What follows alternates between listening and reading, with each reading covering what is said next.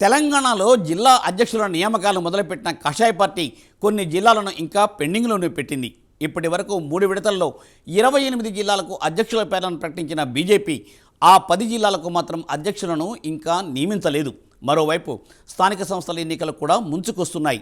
ఈ తరుణంలో ఇంకా జిల్లాకు అధ్యక్షులను నియమించకపోతే ఎలా అంటున్నాయి పార్టీ శ్రేణులు.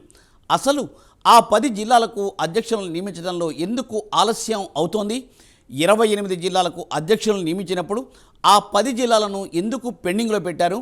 నేతల మధ్య ఆధిపత్య పోరా, మరి ఏదైనా ఇతర కారణమా? Let us watch the story.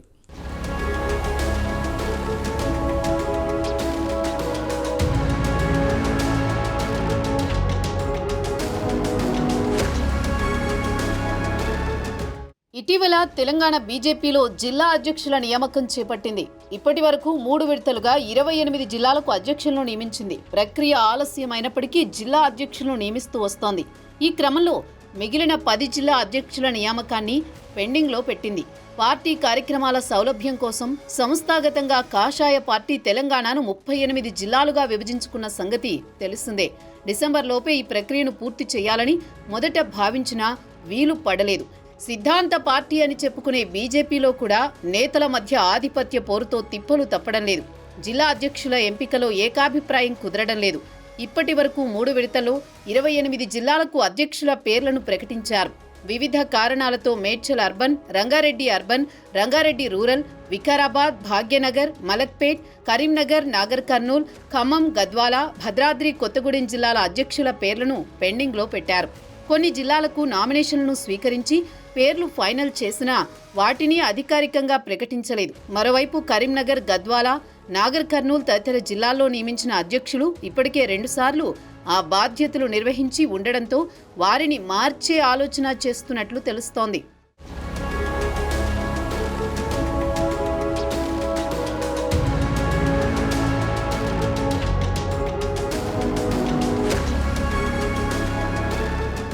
ఇదే క్రమంలో వికారాబాద్లో ఒక నాయకుడిని జిల్లా అధ్యక్షుడిగా నియమించాలని పార్టీ భావిస్తున్నప్పటికీ సాంకేతిక సమస్యలు అడ్డుగా ఉన్నట్టు ఆ పార్టీ నేతలు చెబుతున్నారు.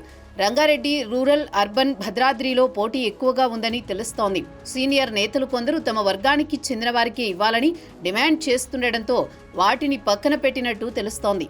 అయితే ప్రకటించిన జిల్లాల్లోనూ నిరసనలు వ్యక్తమవుతున్నాయి. గోషామహల్ ఎమ్మెల్యే రాజాసింగ్ ఏకంగా బహిరంగంగానే విమర్శలు చేశారు. 3 సార్లు వరుసగా ఎమ్మెల్యేగా గెలుస్తున్న రాజాసింగ్ను కాదని జిల్లా అధ్యక్షుని నియమించినట్లు తెలుస్తోంది.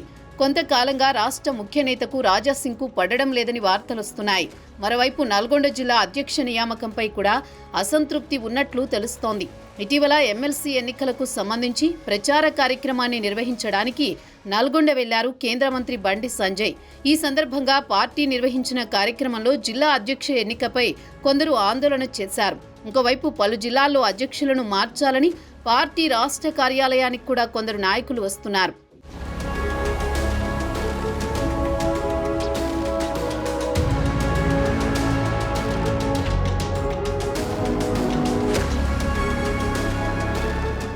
మరోవైపు మహిళల నుంచి కూడా జిల్లా అధ్యక్ష స్థానానికి పోటీ ఎక్కువైంది. ఇప్పటి వరకు బీజేపీ 28 జిల్లాలకు అధ్యక్షులను ప్రకటిస్తే అందులో 2 మాత్రమే మహిళలు ఉన్నారు. సంగారెడ్డి జిల్లా అధ్యక్షురాలిగా గోదావరి, సూర్యాపేట జిల్లా అధ్యక్షురాలిగా శ్రీలతారెడ్డిని నియమించారు. శ్రీలతారెడ్డి ఇటీవలే బీజేపీలో చేరారు. వీరితో పాటు మిగిలిన 10 జిల్లాల్లో ఒకరిద్దరు మహిళలను అధ్యక్షులుగా నియమించే అవకాశం ఉంది. దీంతో మహిళల్లో కూడా పోటీ నెలకొంది. ఇప్పటి వరకు ప్రకటించిన వారిలో 16 మంది బీసీలు ఉండగా వారిలో 5 మున్నూరు కాపు, 4 గౌడ్, 3 ముదిరా సామాజిక వర్గానికి చెందిన వారు ఉన్నారు. యాదవ, పద్మశాలి, జంగం, వాల్మీకి, బోయ సామాజిక వర్గాల నుంచి ఒక్కొక్కరు ఉన్నారు.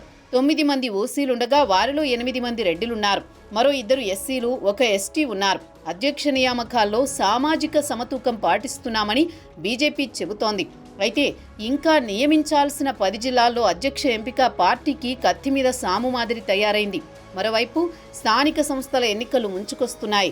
జిల్లాలకు అధ్యక్షులను నియమించకపోతే పార్టీ అభ్యర్థుల కోసం పనిచేసేవారు ఉండరు. దీంతో కాషాయ పార్టీలో పెద్దలు తీవ్ర మల్లగుల్లాలు పడుతున్నారు.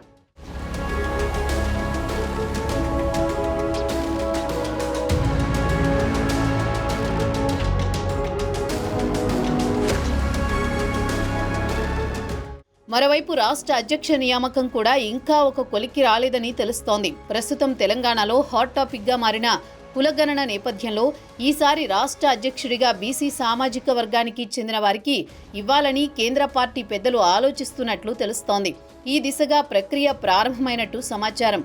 రాష్ట్ర అధ్యక్ష రేసులో 2 బీసీ ఎంపీలు ఉన్నట్లు సమాచారం. గతంలో రాష్ట్ర పార్టీ అధ్యక్షుడిగా బండి సంజయ్ ఉన్నప్పుడు పార్టీని క్షేత్రస్థాయిలో బలోపేతం చేశారు. గత శాసనసభ ఎన్నికల్లో పార్టీని అధికారం చేపట్టే దిశగా తీసుకువెళ్లారు.